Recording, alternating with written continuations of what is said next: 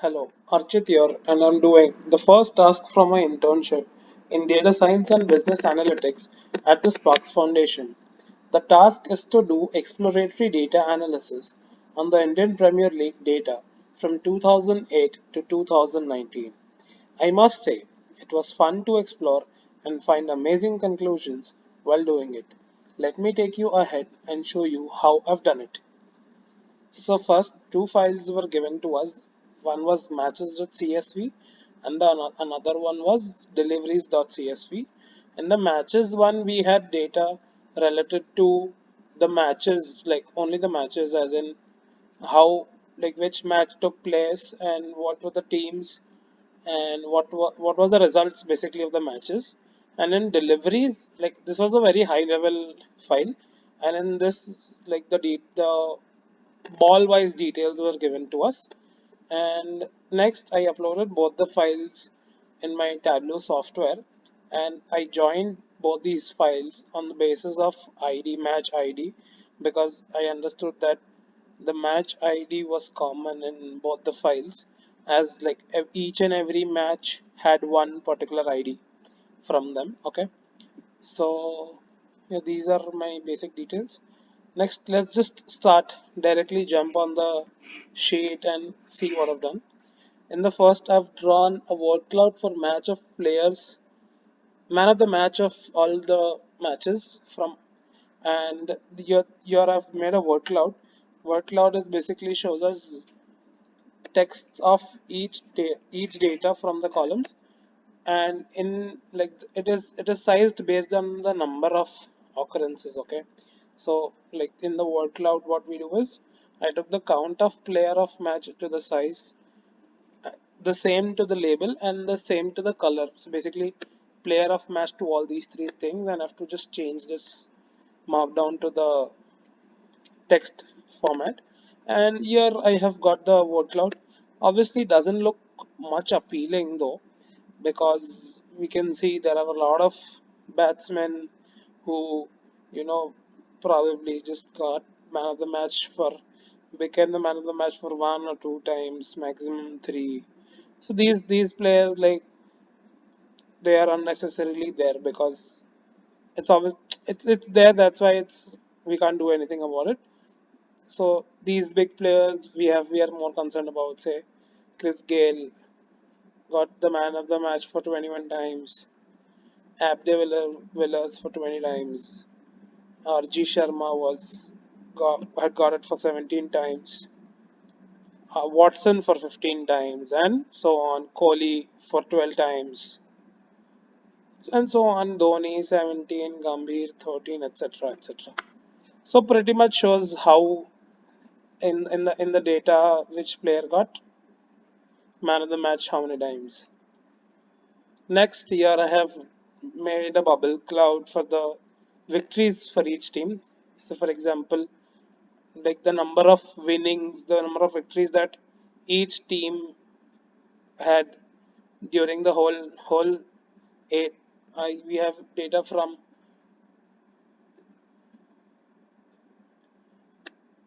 yes, we have data from 12 different seasons. So all of out of all 12 different seasons, we can see. So for example, Mumbai Indians had the maximum number of winnings, which is 109 times. Next, I think we have, yes, Chennai Super Kings 100 times. We have Punjab 82 times. Bangalore has 84 times, and so on. So I see Deccan Chargers 29 times, Gujarat 13, Delhi Capitals. There was this uh, difference because we can see Delhi Capitals is there 10 times, and we have Delhi Daredevils are 67 times. So you might be thinking we can combine Delhi, but the thing is that Delhi played with two different names and two different teams and different seasons. So that's why we have separate data for that. And again, I did the same thing as the last sheet over here. Just the markdown, I changed it to circle, and very nice way of representing how each team won at each season. Here we can see how all matches were played in each location. This is the world map. And the world map we can see in India. Obviously, every match was played in India only during this season from 2008 to 2019. We can very clearly see that maximum number of matches were played in Mumbai, then probably in Kolkata, Jaipur, followed by Hyderabad, Chennai, and other places, Gujarat, Indore, Kanpur, Ranchi, etc., etc. And quite easy. We just have to put city to the detail, and obviously there has to be something to count. So I took the count of the ID, which is count of matches. So yes, here we have this distribution. Next, I have taken the top 10 run scorers from all matches. So I just took uh, all the batsmen in the columns, and the sum of their runs. Okay, and obviously there were a lot of batsmen, but I filtered them just to see the top 10. So we can see Kohli scored 5,434 runs combined in all seasons from 2008 to 2019, followed by Raina, Sharma, Warner, Dhawan with Dhawan with 4,632 runs, etc., etc. Till Gambhir. These were the top 10 people who scored the maximum, like top 10 runs. Next, we have the teams who won and their average win by run and win by wickets. So basically, which like all those teams who won, like what was their average run, like by how many runs did they win, and by how many runs and by how many wickets did they win. So like if they chased, like how many wickets did they. I think I might be not aware of the cricket concept, but yes. So if they chased, by how many wickets did they win, and if they allowed the team to win, so how many runs did they win by? So here we have the average of all those teams. So for example, for Royal Challengers Bangalore, the average win by wickets was 3.738. We can see for Deccan Chargers it was very low. For the Kerala and the Gujarat team it was very high. For Delhi Devils also it was very high.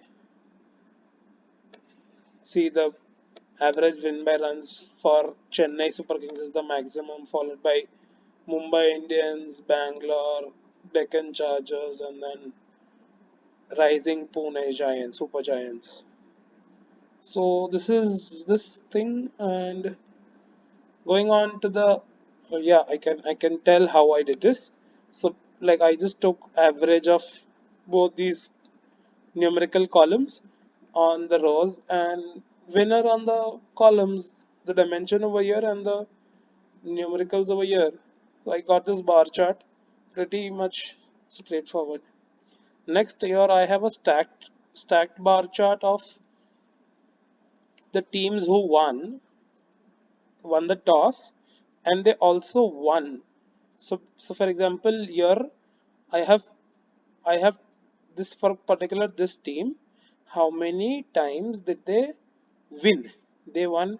Say for example, we can see a little less of 90. So they won these many times, and we can see that when they won these many times, out of which 48 times they had chosen to bat first after they won the toss, and 41 times they had chose to field first. So here what we can see is when a team is winning. For example, if we talk about Chennai Super Kings, when the team is winning, it was more when they chose to bat more, the tendency of winning was more. Okay, so for example, the distribution is not so like vast over here in this case, but say for example, if we go to see in this case in Kolkata Knight Riders, we can clearly see that most of the times, like out of all the times that Kolkata won, for example 93 times, we can see that 62 times when 62 times Kolkata chose to field and they won, and only 30 times when they chose to bat they won. So what we can conclude from here is that okay, Kolkata Knight Riders when they will field, there are more chances for Kolkata Knight Riders to win the match. And in the same way we can see for other teams as well. So for example, Delhi Daredevils also we can see a huge difference over here, which is 51 times they chose to field and they won, and only 28 times they chose to bat and they won.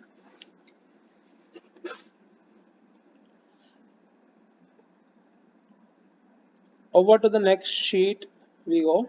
Here we have the top 10 bowlers who gave the most extra runs in all matches throughout all seasons combined. And here I just took the bowler over here and the sum of extra runs. And there are obviously a lot of data, a lot of other bowlers also, but here I'm displaying only the top 10. I put a filter and chose to see only top 10. Here we can see that Lassit, like Malinga, gave out the most extra runs throughout, which is 293 extra runs, followed by Kumar, Yadav, Bravo, again another Kumar Sharma, and so on till the last by Harbhajan Singh. So, and which is a general idea, even people might be aware that Malinga has a typical different bowling style, and due to which he might be giving away more extra runs. So this way, company deciding which player to take, they can consider this well. Malinga, like if they are concerned about extra runs a lot, they can say, for example, oh yeah, we should, probably avoid these 10 people while taking them. Next, over to the next sheet, I have drawn a lollipop chart for the most number of wickets taken by top 10 bowlers. So these are the top 10 bowlers who took the most number of wickets. Okay, so also this is very easy. Like I just took bowler in the columns and the same count of player dismissals in the two times in the lower rows. We just have to like make it dual axis, and over here I have to just change the markdown for, say for example, one I have to change it to bar, the other one I have to change it to circle, and I have to just resize them by choosing this option. Simple, not much to do. And obviously coloring, that is just very small thing. So yes, we can see that Malinga was the player who took the most wickets, followed by Bravo, Mishra, Harbhajan Singh, Chawla, and so on till Vinay Kumar. So this gives us a very good idea of how bowlers are performing while taking wickets. And again, like allowing the company who is more concerned about only taking wickets, so we can see how players performed and like which player took the most number of wickets, and the player company can decide according to this how which player to take. Over to the next chart, I have found the economy of all bowlers. So while saying economy, it is a calculated field, and I can show you how the calculated field was written by me. It was written. It's a very small formula. It's a thing in cricket wherein the economy is calculated by the sum of runs given out by the bowler and divided by the overs which were bowled by the bowler. So I did this. I divided the total runs and the sum of total runs and the count of over, which gave me the economy of all bowlers. I took the bowler and the aggregate of economy. So here, and obviously the economy has to be as low as possible, which means is that you gave the lowest runs in maximum number of overs. So like the best ideal case wherein the economy has to be lowest. So we can see that NB Singh has the lowest economy. For Gilchrist, obviously I don't think why, but there's no data. It seems probably there was some zero in the denominator. Some I don't know. And here we can see that the lowest. economy has this bowler has Singh has the lowest economy, followed by Sachin Baby, Dubey, Rahane, and so on. And obviously, there's a lot of bowlers with Malhotra as the highest economy, 3.83. So, a company while deciding to buy players for them for the teams, they can say, "Oh, I don't want these players who have high economy. I need players who fall in this range of lower side of economies." Say, so we can keep a threshold of 1.5, whatever the company decides, 1.5 or 1, so we can you know choose from players below that. In the next sheet I have the total runs scored at each venue of matches. So there was a column for venues of all the matches that were conducted, and we can see that when I counted all the runs scored in each venue, I got to know that Eden Gardens was the venue where the most number of runs were scored, followed by Wankhede Stadium, then Chinnaswamy Stadium, Firoz Shah Kotla, and so on. So what this shows us is that probably I'll just put them labels, okay? So what this shows us is that there is some attribute in the stadium, Eden Gardens or Wankhede, wherein people are getting to score a lot in these say if we take all these top three stadiums. There are some factors wherein players are getting to score a lot in these stadiums. They are batsman friendly stadiums, and that's why we can say that, oh, if a match is to be conducted at Eden Gardens, so it, probably the run rate of the match is going to be high. We can just say chances are high. That's it. Very easy venue and sum of total runs. Very easy. Next, we have a pie chart of the kinds of dismissals that were uh, taken done in the all the matches.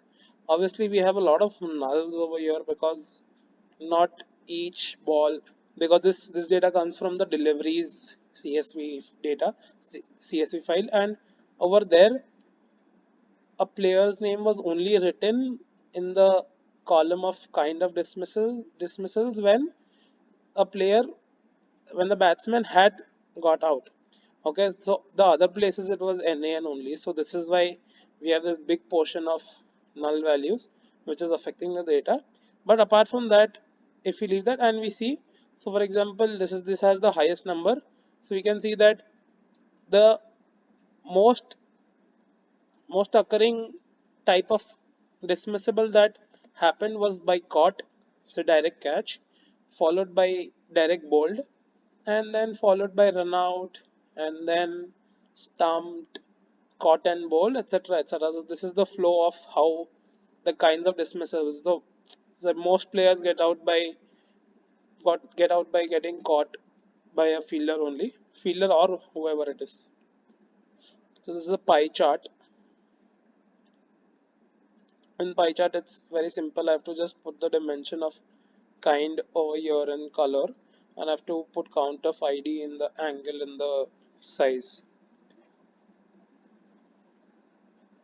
Here the batsman who got dismissed in the same column, player dismissed, the batsman who got dismissed, I took a count, and obviously we can also see that here also there are a lot of null values, because again I told that the batsmen are only the names are only written when they actually get out, and nothing else is in other balls, nothing else is written. So we can see that in all the matches combined,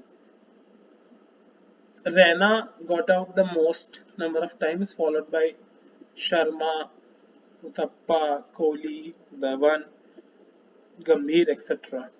Simple, quite simple, which gives us a lot of insights of how which player is getting out more number of times. We can say for example, as compared to people in the front, Rana, Sharma, Uthappa, say Warner, Abdullas, Gale, Kohli, Dhoni, McCallum. These guys don't get out as much as these guys. So Yeah, again one more decisive thing that can be taken place wherein which batsman to take more.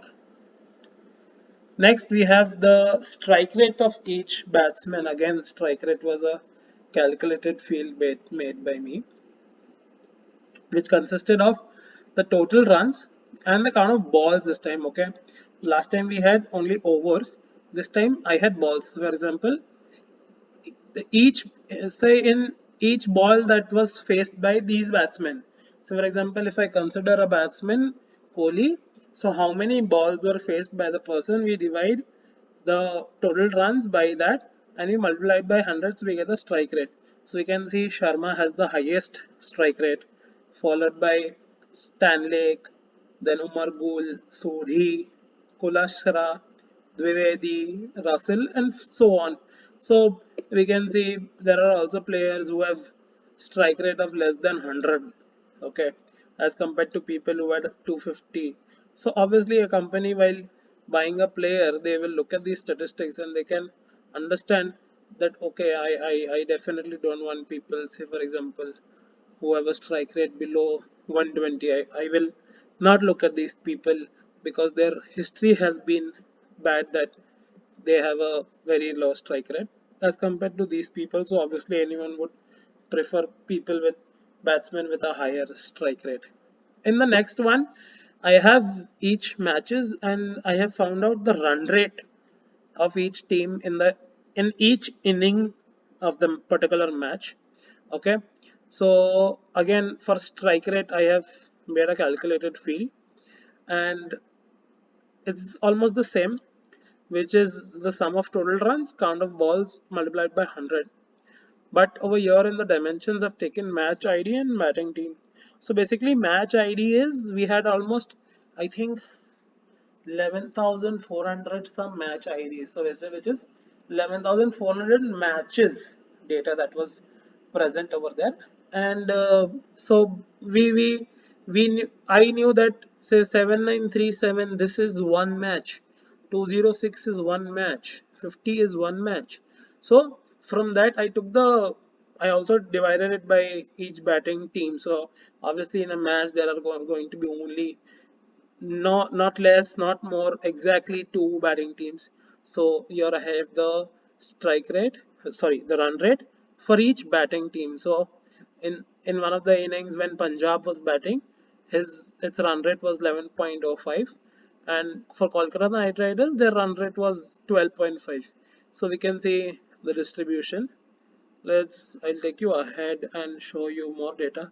Say for example over here, say Hyderabad for this match number 7913. The run rate for Hyderabad, Sunrisers Hyderabad was 9, and the run rate for Chennai Super Kings in that match was 9.3, which is not much of a difference. So here we can see whether a match, like how the match took place, whether it was a good chase or a bad chase. So if good win or a bad win. So for example, over here, if this might be possible that Chennai Super Kings had 11.15 run rate, and they played the first innings, and Hyderabad had a run rate of 7.3 and they played the second innings, which means they were not very good at chasing Chennai Super Kings in this particular match number 435. So that's it from the run rate point of view. And obviously a lot of data is there. Obviously so many matches, I told you 11,400 matches are there, and we can see run rates for each match and for each team in those matches. Okay, next I have a word bubble cloud again for the umpires this time. So we can see a lot of bubbles, which means there are a lot of umpires, unique umpires there inside the data, out of which we will just see the top 5 6 what we can visibly see. We will not go for these small ones, they don't even matter much. So we can see that this guy Dharma Sena had umpired for 73 matches in all of seasons. Okay, and which might say that okay, this guy must be very experienced in giving out good results, and there is no partiality. So whenever a team, say for example, they are playing a match, they know that okay, yeah, if this guy is coming, we know like this match is going to be a very fair match. Followed by, say, we have the count of matches that each these guys were there for their umpire one position. Okay, I think it's the leg by umpire, which is called the umpire one. So this Ravi guy was there for 49 matches. Chaudhary was there for 43 matches. I have heard AK Chaudhary is also a very renowned umpire. Azad Raf, again a renowned umpire, was there for 51 matches in the IPL. Alim Dar for 38 matches. Bowden 37, Doctrov 34, and so on. Lot of other umpires. Next, we have city-wise distribution of the total runs scored. We can see that in Mumbai, the most number of runs were scored throughout all seasons is 32,000. Next, we had Kolkata with 23,000. We had Delhi with 23,000 again. So, well, it depends on how many number of matches were also played in all the cities. So, for example, let's just ignore, say, matches post Durban. Okay, we'll just consider up till Bengaluru, from Mumbai till Bengaluru. So what happens is like might be possible that a lot a lot of number of extra matches were played in Mumbai, say compared to Bengaluru. Okay, so if in Bengaluru there were 10 matches played, Mumbai might be possible that 22 matches were played, which is why the total number of runs are 32,000. Here it's only 5,000. Sounds weird, but I think yes, the explanation that I just gave is the only possible explanation why there is such a difference between these two cities. Because obviously the venues at each city is given equal chance to play.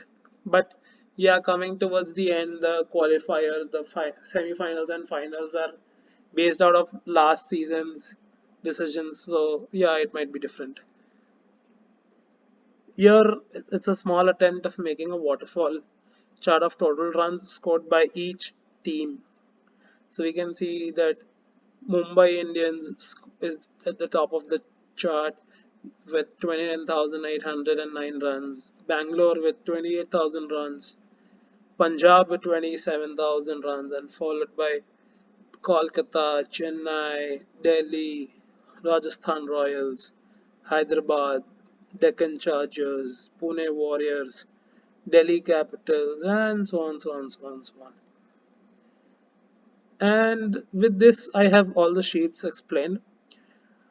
In each sheet, I have tried to give some quality insights of how a company can choose a player in their future team building process, on how they can make their team perfect and have the best players on board to play the match and get the trophy at home. So for example, with this chart, I can say for Kolkata Knight Riders that if they choose, when they win a toss, and if they choose to field first, their chances of winning the match is much more. And for other teams also, I can say, for example, for Hyderabad, if they choose to field first, they are more likely to win. For Bangalore, we can see a huge difference. They will most likely win if they choose to field first. Next, we can see with the, yeah, with the bowlers, I have already said that I would try to avoid Malinga, that he gives the most extra runs. But again, Malinga is also the player who took the most number of wickets. So obviously it's the company's end part to decide whether they have to take Malinga or not. But because what they want to deal against runs, which is the maximum number of runs, if they want more wickets or they are more looking for more extra runs or stuff like that. These are the things that a company can look for before buying a player and strategizing their team to get the best results out of the season and most likely get a trophy home. And I think that's it for my task 1. I will sign off here and see you again soon. Thank you.